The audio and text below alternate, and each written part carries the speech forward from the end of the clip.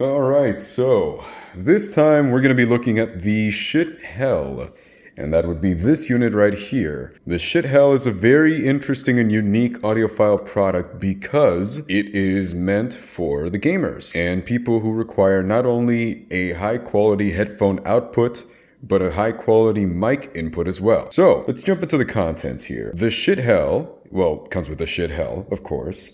It comes with two micro USB cables, one for power and one for data. And yes, you do need to plug this into an outlet to power this unit. It cannot run off of bus power, in other words, where you get your data from. So just an FYI. A standard US power supply, similar to any standard phone charger. A splitter, which splits a TRRS into a headphone jack and a mic jack. A 3.5mm to 1/4 inch adapter, and the instruction warranty and manuals. So one thing to keep in mind with that adapter is, if you can take a look here, these are my Philips SHP 9500s rocking the V-Moto Boom Pro, and I am using the adapter that comes with the Philips. Why? Because the adapter that came with this particular unit actually arrived, a little defective. So here's the thing, you plug it in, and yes, it works. However, when you start to mess around with it, the 3.5mm connector kind of wiggles around in there. And whenever you start twisting the 1/4 inch, you definitely hear some interference and some static going on. So I said, no way, I'm not going through that. I'm just going to use this one. End of story. And that's what I ended up doing. So the contents are, well, you're ready for them, and they come ready for you. Anyway, as far as the build quality is concerned, the build of this is like, it's built out of metal. Okay, it's a texturized finish, if you can see here on camera. It's a very texturized metal, kind of feels like a kind of grainy, very nice though.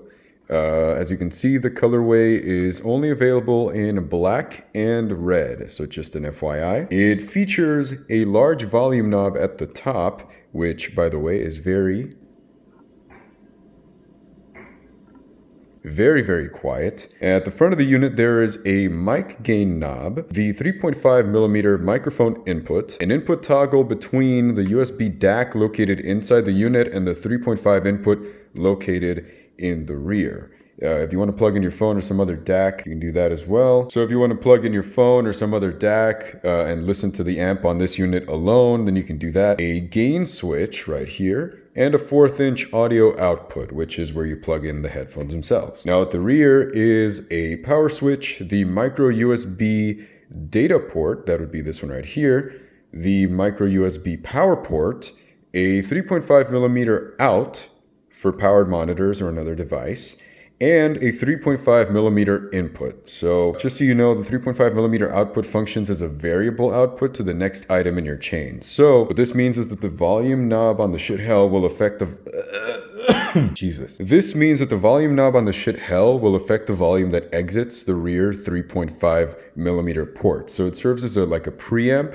to some powered monitors, for example, my JBL LSR30Xs. So to allow the signal to pass through this, you must unplug the headphone at the front. Only the headphone out, not the mic in. You can leave the mic plugged in, but you have to unplug the headphone out. Once you plug a headphone back in, it stops sending the signal out through the rear, and whatever else you're listening to, it cuts off. Not loudly, just, the sound cuts off. There's no more sound. The build is quite good, honestly, although I did notice a slight issue with my particular unit, and I don't know if this follows suit with all the other units, but like just my unit, I noticed this issue. Every port and knob on the left side is a little tight, which makes plugging in the data USB cable a bit tight, not the power, just the data for some reason, and the mic gain becomes a tad hard to adjust from the 12 p.m. to 3 p.m. positions. So I am happy to report, however, that this does not affect functionality in any way. Other than that small complaint, the unit functions flawlessly, and I really have nothing else to complain about. This thing feels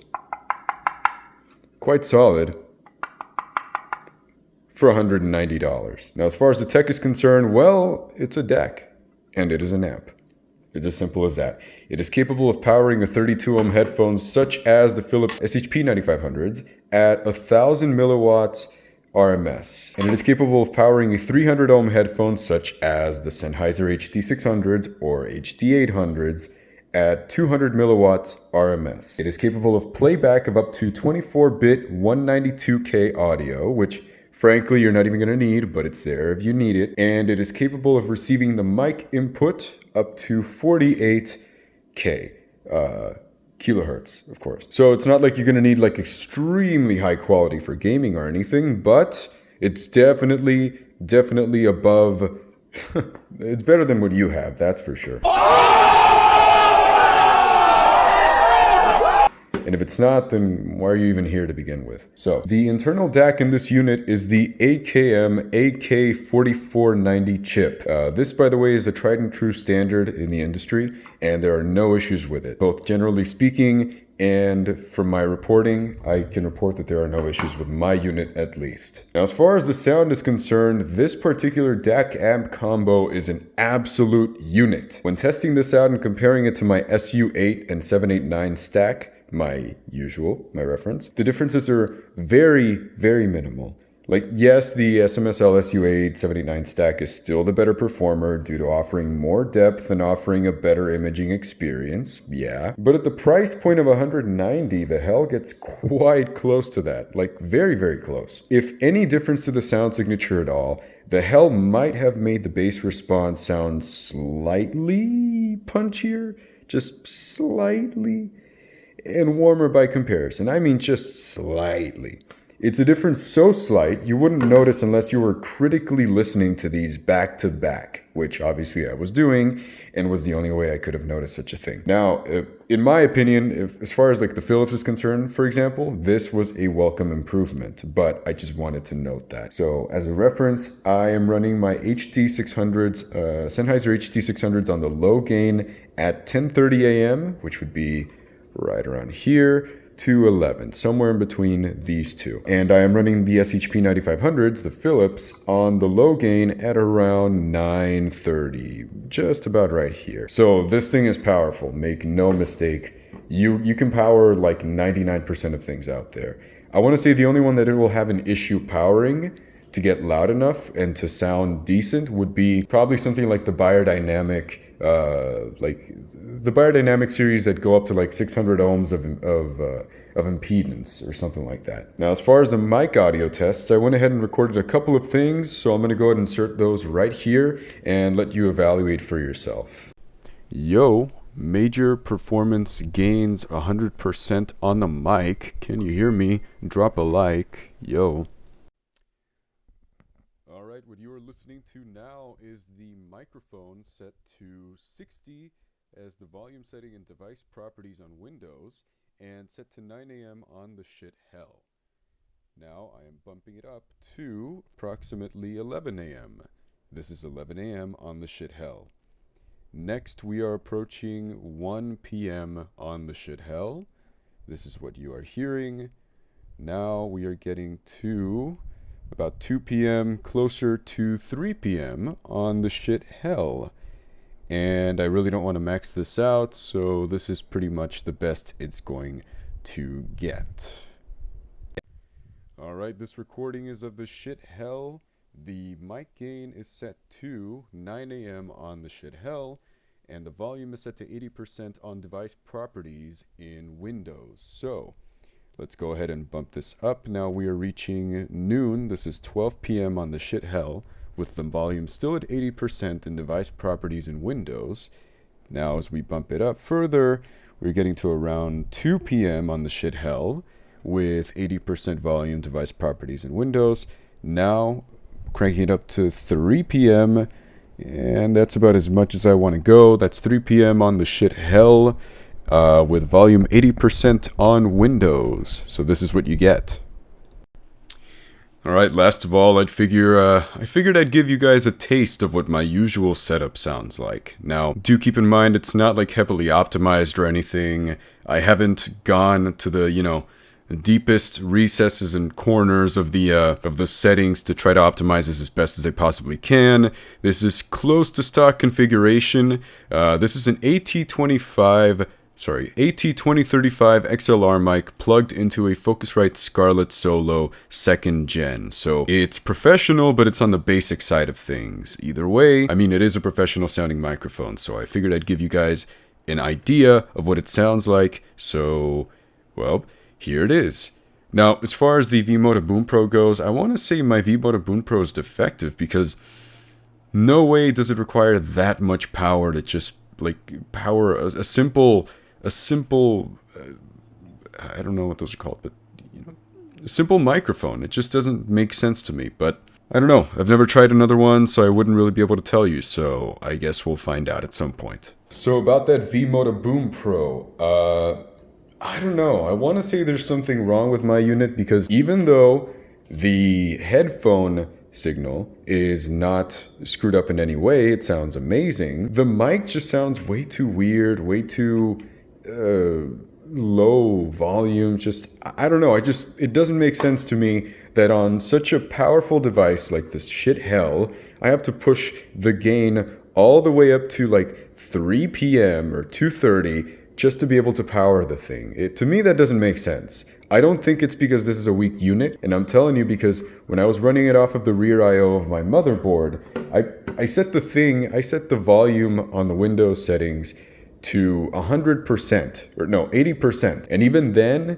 it really struggled to amplify and make the mic sound adequate. So I don't know what to say. I honestly don't know what to say. Really didn't have any notes or observations other than what I previously said, so time for the conclusion. Look, although it lacks inputs other than USB, because there are other DACs and amp combos at this point that can offer you, not just USB input, but fiber optics, SPDIF, or coaxial, and that might be more convenient for your needs. So although it lacks that, this is an excellent unit for someone who wants to upgrade from those nasty gaming headsets. And look, believe me, I work with gaming headsets. They're nasty, okay? They're just nasty. If you're someone that has a gaming headset and are looking at this device right here, or something similar to this, dude, you're gonna spend this is the best amount of money you're gonna spend on your gaming and music experience, period. I know 190 for a volume knob like is what you're thinking because you're not too technical about like audiophile products. So you're thinking 190 for a volume knob, that's terrible. No, it's not terrible. It's a night and day difference. Trust me. Look, you can either pick up, like I did, the Philips SHP 9500s are just a pair of headphones. They're not a gaming headset. They're a pair of headphones. Right? You receive these with like pretty much a 3.5 to 3.5 cable. Then you pick up one of these, a V-Moda Boom Pro, and that essentially just adds the gaming, the microphone so that you can game with these. And then it gives you the splitter if you need it. And, the Philips will include this adapter. So just like that, you are all set. All you need to do is buy something like the shit hell, and you're golden. You don't need anything more. If anything, maybe like a better headphone, but just for music later on. But that's about it. You're set as far as like 95% of your scenarios go. So you can do that. Or you can pick up something like the Antlion Mod Mic, which is a microphone that uses a 3.5 millimeter input as well to so it uses that. But the difference is that instead of becoming one with the headphones cable, it attaches using a magnet it comes with two magnets. You attach one adhesively to your headphone to the side, and then the other magnet attaches to the microphone itself. And just like that, boom. You have a headset. And then you just remove that when you're done. You remove the mic magnetically. You leave the adhesively attached magnetic part on the headphone, which does not affect functionality in any way, by the way. And boom, you're all set.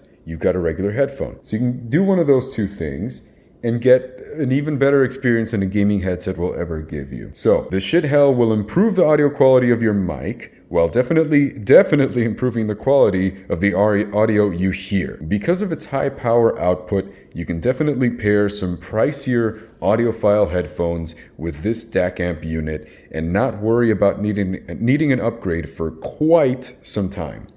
I mean quite some time. This thing, it's really, really impressive. Low-end audio technology, like on the audiophile stuff, has come a long way these past few years. Like it went from being like worthless to being one of the most price to performance things that you can get on the market right now. Do keep in mind, if you are, like I said, seeking something like fiber optic or coaxial, you may have to look somewhere else. However, the 3.5 millimeter input behind the Hell, which is right there, allows you to, let's say you have a DAC, you have the RCAs coming out of that DAC, and then it's an RCA to 3.5, and you just plug that in, and just like that, you bypass the DAC in here, and you're just using the amp in there. So you can go ahead and use that if you want a DAC with more input options, and simply use it that way. Completely doable. Look, I'm quite happy with my pickup thus far. I mean, I haven't been using this for like hours and hours and days on end, but I have used it for a couple hours thus far. And I will definitely bring updates in upcoming videos if necessary. But I gotta figure out what's going on with this V-Modem mic, because I can't tell. Interesting. Anyways, so I'm just gonna end it here, man. Don't forget to like, comment, subscribe. By the way, I know I had it at a terrible angle, and thank you for sticking around to like watch me fix the angle on this thing. So don't forget to like, comment, and subscribe on this video. If you found this useful, if you picked up a Hell, go ahead and let me know your experiences. Did you encounter any issues after like months of having owned this thing? Yeah, leave it down below. I hope this improves your purchasing decision. And also down below, go ahead and leave any comments or experiences with the V-Moto Boom Pro, just so that I know what I'm dealing with here. So anyways, that's the end of it for me. Thank you so much for watching. Don't forget to check out the Patreon. You know what to do. And see you around.